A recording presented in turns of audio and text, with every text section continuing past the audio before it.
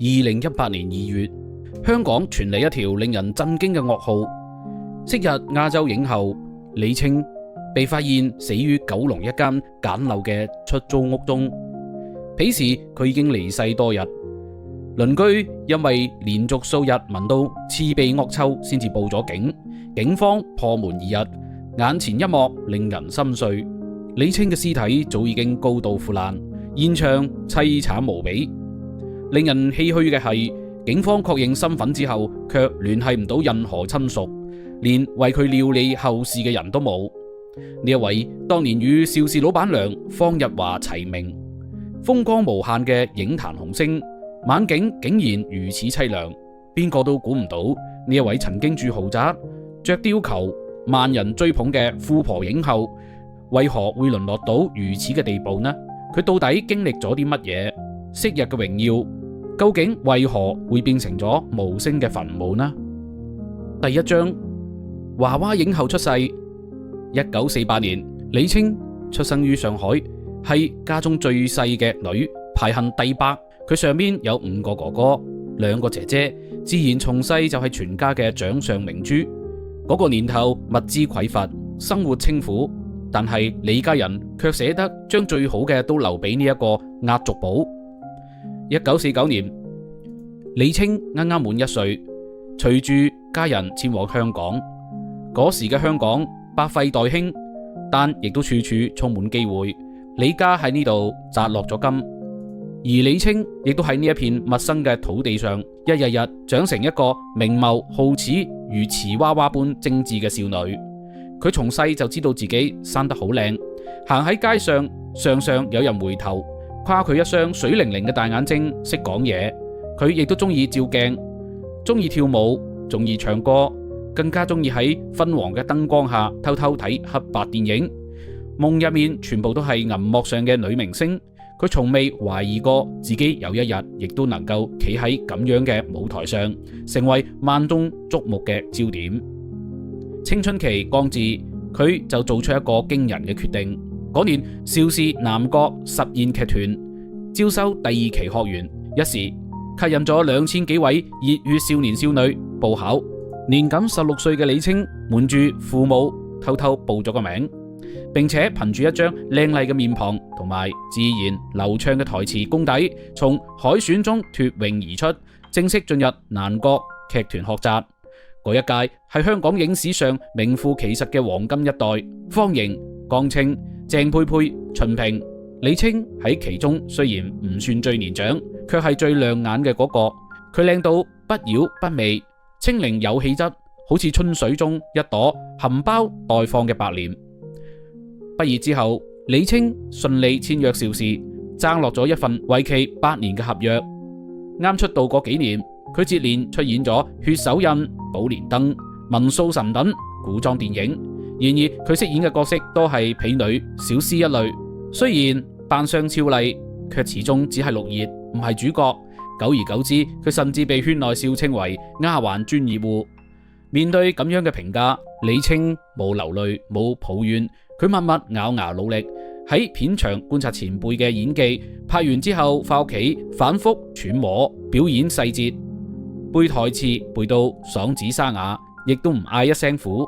佢知道機會總會落喺有準備嘅人頭上。1965年，命運嘅轉折終於嚟啦。嗰一年，佢接到咗電影《虞美人》嘅劇本，竟然破天荒被安排擔綱女一號。而嗰個男尊女卑、重資歷嘅年代，年僅16歲嘅佢能夠挑大梁，背後係製片方冒險嘅信任，亦都係佢實力嘅最好證明。拍攝《虞美人》嘅過程艱辛無比，需要喺水中長時間拍攝，仲要吊威亞，完成各種打鬥場面。但李菁從未嗌過攰，更未耍過大牌。有一次佢吊威亞拍打鬥戲，繩索突然失控，佢成個人從2米高嘅空中跌咗落嚟，手臂青一塊紫一塊。導演嚇到直接叫暫停，佢卻咬牙企起身話：我冇事啊，我哋接住演啊！呢一部電影播出後大受歡迎，佢亦都憑此一舉攞低咗第12屆亞洲影展最佳女主角獎，成為史上最年輕嘅影后。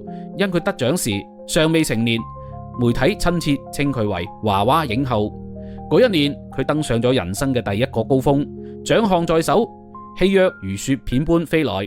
但李菁依舊心態沉穩，唔接濫戲，唔搶角色，只係挑適合自己氣質同埋能力嘅劇本。佢知道自己唔係流量泡沫，而係真要做一個能夠行得遠嘅演員。佢喺《寶蓮燈》中飾演嘅靈芝仙姑，英姿颯爽，柔中帶剛，獲得大量觀眾嘅喜愛。嗰幾年，佢幾乎冇休息日，全年都踎喺片場，一年可以拍6、7部電影，手指磨出血，腿骨裂傷，佢都唔退縮。三三、保鏢等影片相繼推出，票房口碑雙贏，佢亦都從娃娃影后成長為邵氏真正嘅一線花旦。嗰幾年，香港幾乎每一家理髮店同埋服裝鋪入面嘅櫥窗入面都掛住李菁嘅劇照。小朋友嘅卡片上，年輕人嘅錢包入面亦都藏住佢嘅一張明信片。佢成咗嗰個時代最閃耀嘅銀幕寵兒，亦係無數人夢中最美嘅仙姑。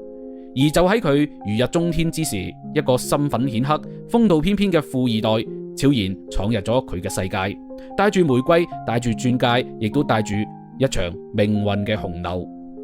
第二章，豪門一谷。佢係九龍巴士太子雷國華，佢係當紅影后李菁，一個係含住金鎖匙出生嘅富家少爺，一個係從丫鬟專業戶逆襲而上嘅銀幕寵兒。二人相遇嗰陣，仿佛兩條軌道永不交匯嘅列車，卻偏偏喺嗰個熱鬧紛繁嘅年代正面相撞。1969年，李菁20歲，正值最燦爛嘅年紀。雷國華嘅出現，好似一道穿透片場燈光嘅聚焦線，將佢從銀幕世界拉入咗一場無法拒絕嘅愛情戲。雷國華係九龍巴士公司創辦人雷亮之孫，家族掌控住香港最核心嘅運輸命脈，被稱為路上皇族。淨係一個九龍巴士就令到無數香港人每日為其打工。而雷家更早喺30年代起就深耕地產、影院與娛樂業，真正嘅財雄勢大、隱秘王朝。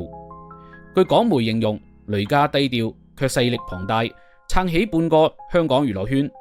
日後更加有雷國坤一手扶持新藝城電影、金公主公司，旗下坐擁金鴻基、麗星、海星、樂星等一線戲院。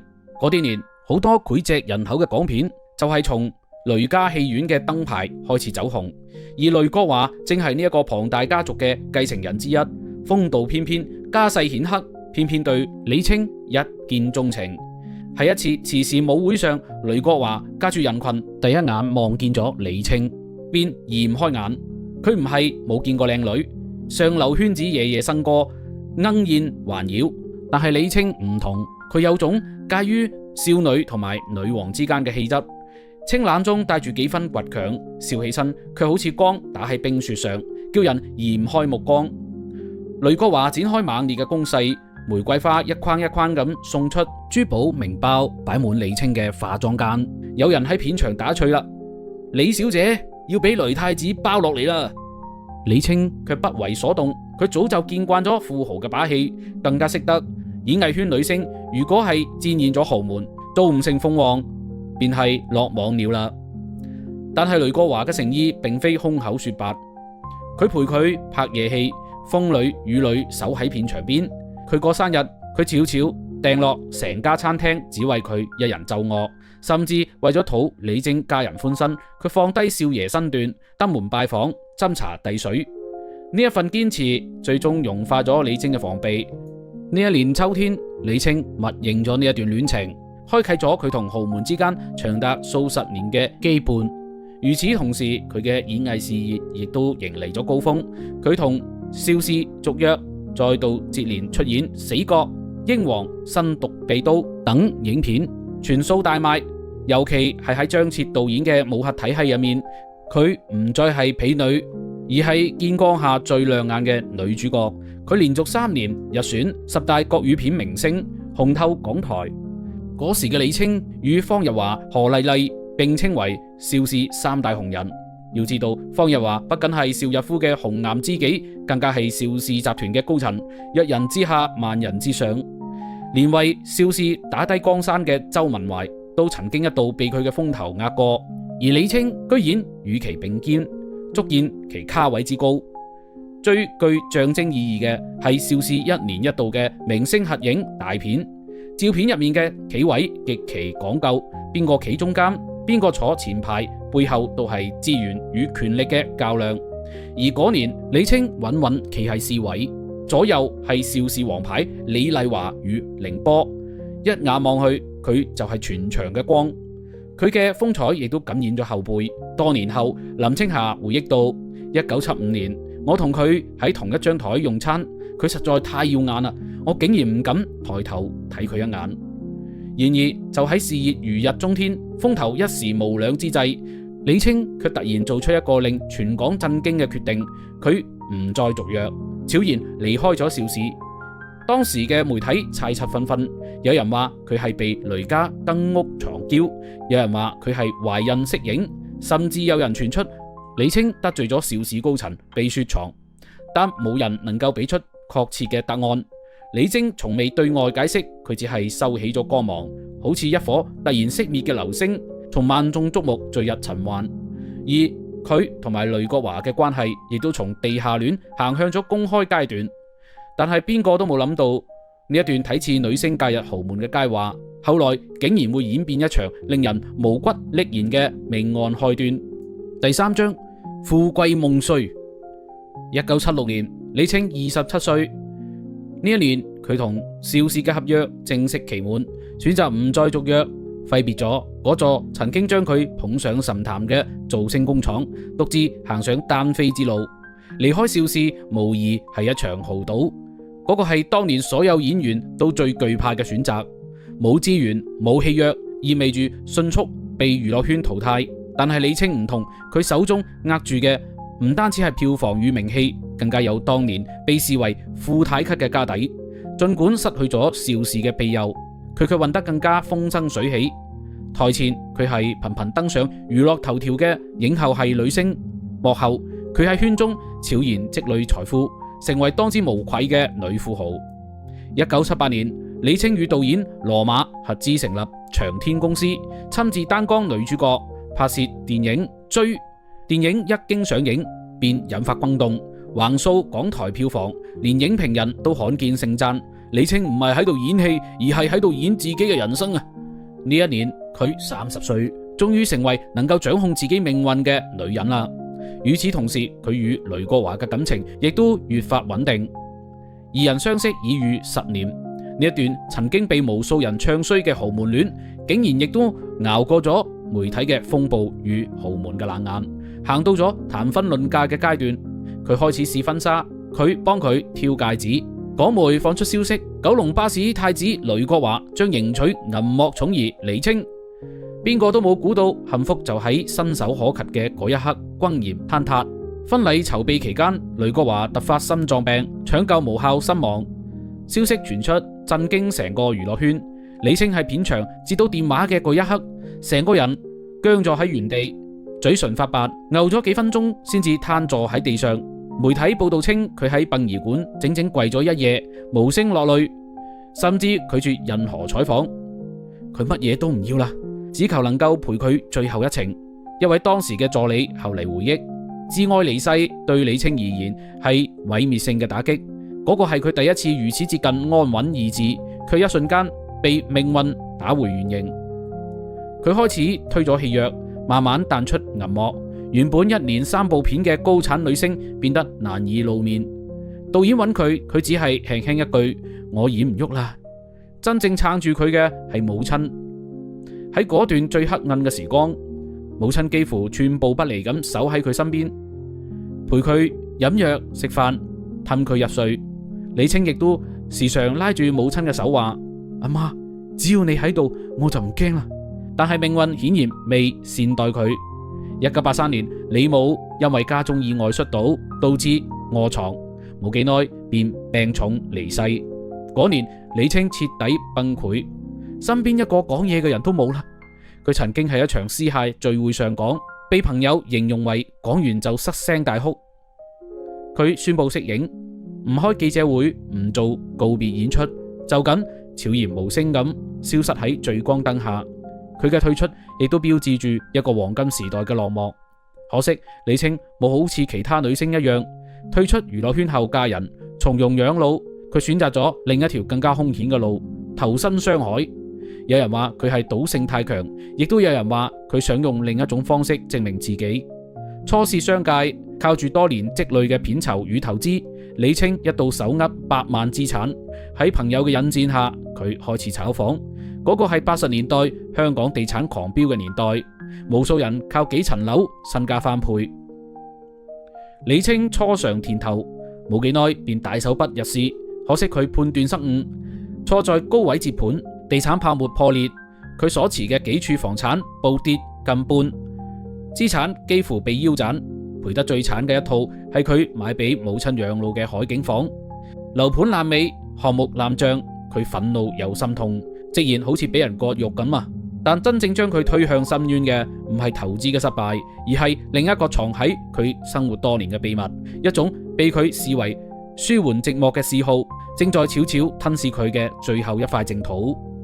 第4章，賭光餘生。毀咗李菁嘅唔係命運，而係佢自己。確切嚟講係賭博。早年間佢亦都曾笑住話我唔信命，但係後嚟嘅人生卻被賭場嘅燈光一步步吞噬。失去母親之後，李菁嘅生活驟然陷入咗真空。佢既冇家庭，亦都冇事業，錢多時間多，孤獨更加多。有人邀請佢去澳門散心，佢一開始只係去玩一玩，坐喺賭桌旁睇人擲骰仔發牌，感受嗰種懸喺空中嘅刺激與快感。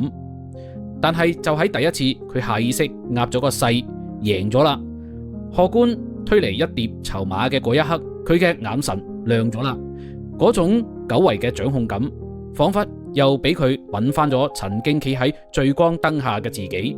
於是佢一發不可收拾，從偶爾嘅玩兩把到每周例行小賭，再到徹夜不歸，李菁徹底淪陷。賭場嘅霓虹燈成咗佢新嘅片場，籌碼嘅碰撞聲成咗佢新嘅掌聲。佢曾經靠努力贏得咗榮耀，如今卻妄想靠運氣翻盤，但命運邊度會眷顧賭徒啊？幾番沉浮，佢輸光晒積蓄，開始典當珠寶，變賣房產。佢嗰棟母親留低嘅海景房，亦都被抵押俾賭債。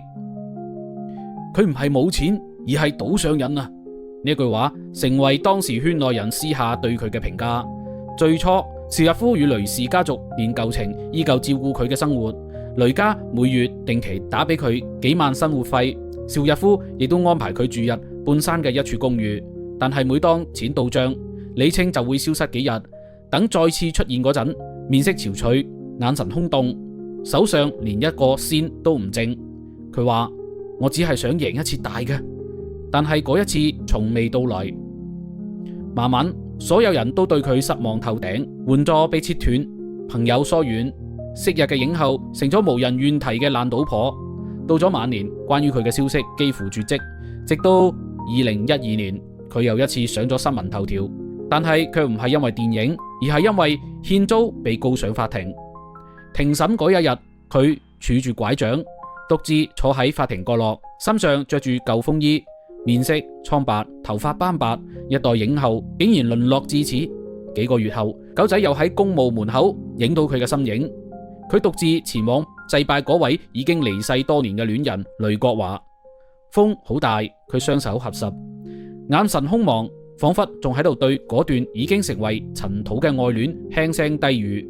有人話嗰一刻佢終於喊啦，唔係為失去嘅錢，而係為呢一生嘅荒唐與孤獨。欠租風波過後，李菁徹底銷聲匿跡，娛樂圈早已經根據新人輩出，邊個仲會記得呢一個曾經嘅娃娃影后呢？佢仿佛被時代遺忘，悄然隱沒喺舊巷嘅霧氣入面。直到某日清晨，港媒突然刊出一條冰冷冷嘅新聞：前影星李菁家中猝逝，享年64歲，冇記者守靈，冇同行悼念，甚至冇仔女為佢送行。嗰間出租屋就係佢最後嘅邵氏片場。世人嘆息，一代影后就咁靜靜消失。